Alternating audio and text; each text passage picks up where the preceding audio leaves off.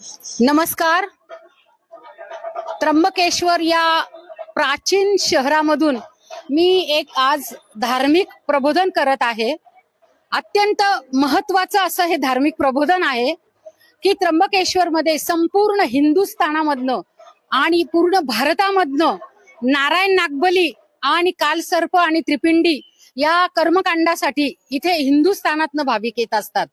पण माझा या सगळ्या त्र्यंबकेश्वर मधल्या ब्रह्मवृंदांना ब्राह्मणांना या घटकांना माझा एक प्रश्न आहे की जे हिंदुस्थानामधून लोक येतात ह्या विधी करण्यासाठी, तर किमान आपल्या शास्त्र पुराण आपलं ब्रह्मपुराण यामध्ये जे सांगितलेलं आहे ते तरी निदान तुम्ही त्यांच्यासाठी एक म्हणजे दिशादर्शक केलं पाहिजे. खरं तर आपण फार मोठे म्हणजे फार मोठं समाजामध्ये आपलं स्थान आहे खरं. आणि महाशिवरात्री सारखा पर्वकाल, आषाढी एकादशी सारखा पर्वकाल, गोकुळाष्टमी सारखा पर्वकाल, ह्या 3 पर्वकाल आपल्या शास्त्र पुराण ब्रह्मपुराणामध्ये सांगितलेले आहेत. आणि अशा दिवशी पण आपण त्र्यंबकेश्वर मध्ये खुशाल नारायण नागबली सारखं पिंडदानाचं कर्म करत आहात. हे अत्यंत चुकीचं आहे. तमाम भारतातल्या लोकांना खरं तर आपण दिशा दाखवली पाहिजे आणि हे पुराणामध्ये वर्ज्य सांगितलेलं आहे. निदान या दिवशी तरी आपण त्र्यंबकेश्वर मध्ये हे कर्मकांड केलं नाही पाहिजे. आज मी माहिती घेतली की पिंडदानाचं जे म्हणजे सांगितलेलं आहे की महाशिवरात्रीच्या महापर्वकालाच्या दिवशी अशा गोष्टी केल्या नाही पाहिजेत. तरी पण आपण इथे व्हिडिओ काढलेले आहेत. मी राजरोसपणे हा विधी तुम्ही इथे करत आहात. खरंच खूप चुकतं आहे.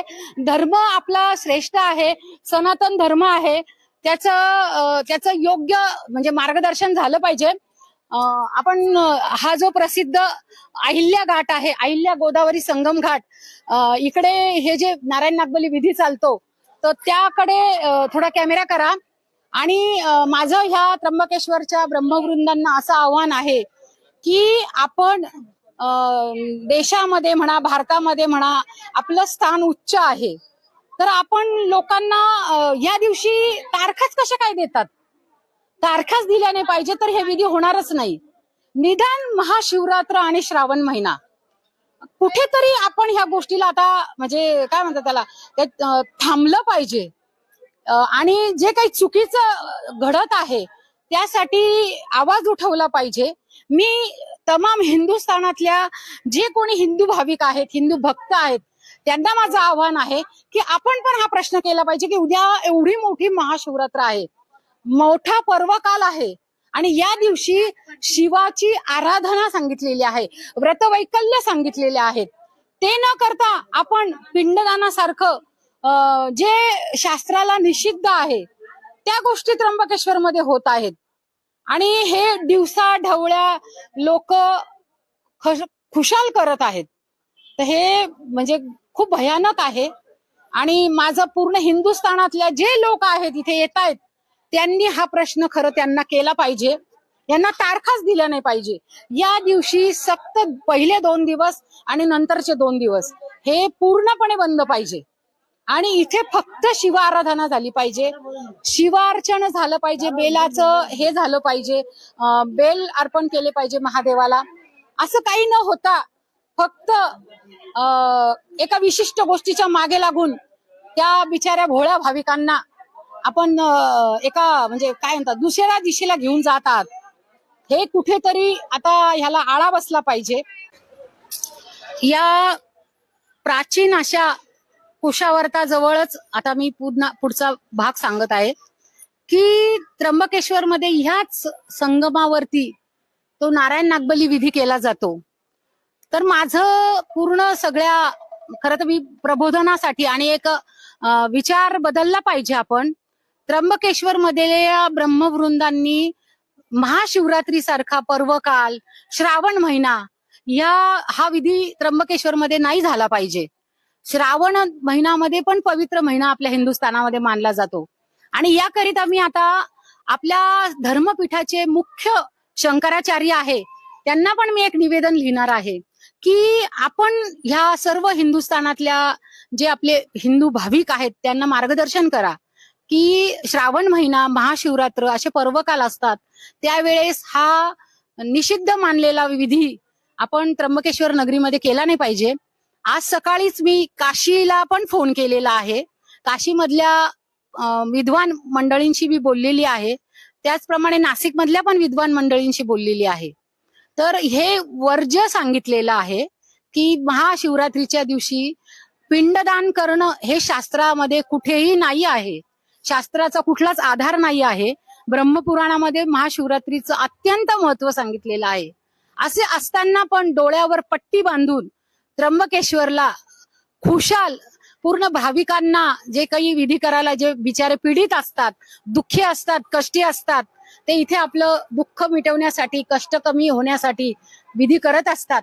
त्यांना भ्रमित करून, त्यांना चुकीचं मार्गदर्शन करून शिवरात्रीच्या आदल्या दिवशी म्हणा किंवा पुढच्या दिवशी म्हणा, हा विधी, हे पिंडदान इथे त्र्यंबकेश्वर नगरीमध्ये केलं जातं, हे खूप चुकीचं आहे.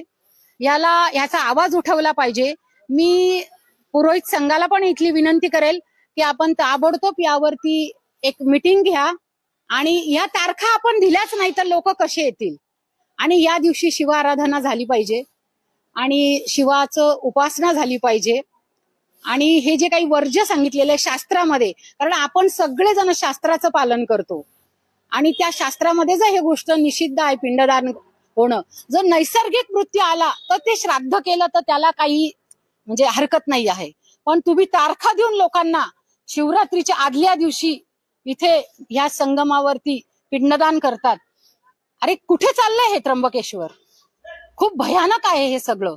आणि हा धर्म आणि हा सनातन धर्म श्रेष्ठ राहिला पाहिजे तरच आपल्या, आणि त्याचं मार्गदर्शन तुम्ही लोकांनी केलं पाहिजे. तुम्ही लोकच जर असं म्हणजे 2 दिवस सुद्धा ह्याच्यामध्ये शांती घेत नाही आहेत, तर हे मला खूप खटकलेलं आहे.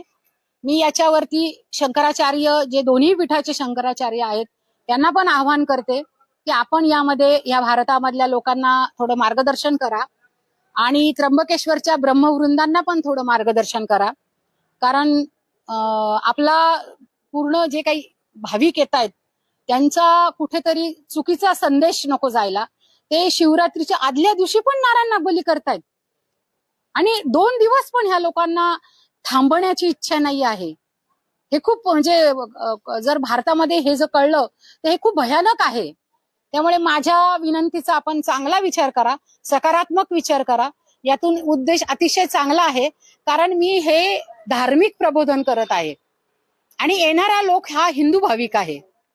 त्यामुळे पुन्हा सांगते, हे जे चुकीचं घडत आहे याला कुठेतरी स्टॉप करा. ललिता शिंदे, माझी विश्वस्त, त्र्यंबकेश्वर देवस्थान, धार्मिक प्रबोधनासाठी हा मी एक व्हिडिओ काढलेला आहे. हे श्रावण महिन्यामध्ये पण आता अशा गोष्टी घडल्या नाही पाहिजे. त्र्यंबकेश्वर मध्ये कुठेतरी काहीतरी आपण थोडं थांबलं पाहिजे. इतर पूर्ण 365 दिवस तुमचेच आहेत, पण जे काही आपल्या शंकराला प्रिय आहेत, जलधारा, शिवप्रिया, त्या गोष्टीचं इथे हिंदू भाविकांना आपण मार्गदर्शन केलं पाहिजे. आपण श्रेष्ठ लोक आहात, आपण माझा मुद्दा समजून घ्याल अशी मी तुम्हाला विनंती करते. पुन्हा एकदा माझ्या शब्दाला विराम देते आणि परत अशा गोष्टी घडू नये म्हणून निवेदन करते. धन्यवाद. Lalita Shinde, x trustee, Trimbakeshwar.